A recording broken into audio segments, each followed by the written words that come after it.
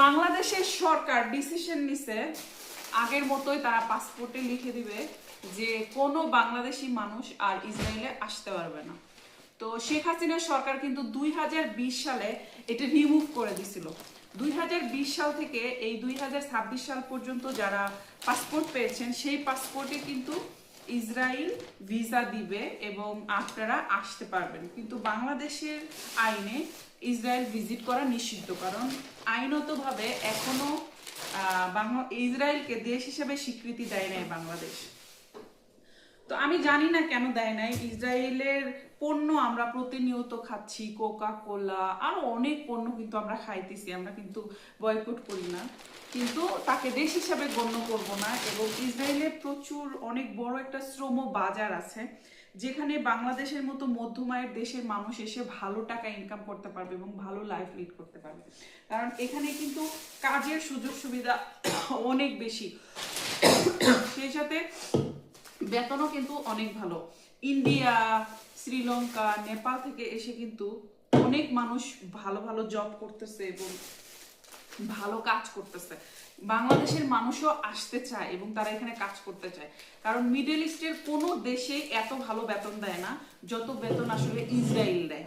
কারণ বাংলাদেশিদেরকে, এটা ইন্ডিয়ার একটা চাল থাকতে পারে আমি জানি না, শেখ মুজিবুর রহমান কিন্তু এই আদেশ দিয়ে গেছিল যে কোনো বাংলাদেশি ইসরায়েলে ভ্রমণ করতে পারবে না বা বাংলাদেশি পাসপোর্ট দিয়ে ইসরায়েলে যেতে পারবে না। আর হচ্ছে ইসরায়েলকে দেশ হিসেবে তারা স্বীকৃতি দেয় না। তাতে কি ইসরায়েলের কোনো কিছু হয়েছে? ইসরায়েল এত উন্নত একটা দেশ, এত উন্নত হয়েছে, তারা এত ছোট হয়েও তারা এত উন্নতি করেছে, তাদের কিছু যায় আসে না। বাংলাদেশের মতো একটা দেশ তাদেরকে স্বীকৃতি দিলেও তাদের কিছু যায় আসে না, না দিলেও তাদের কিছু যায় আসে না।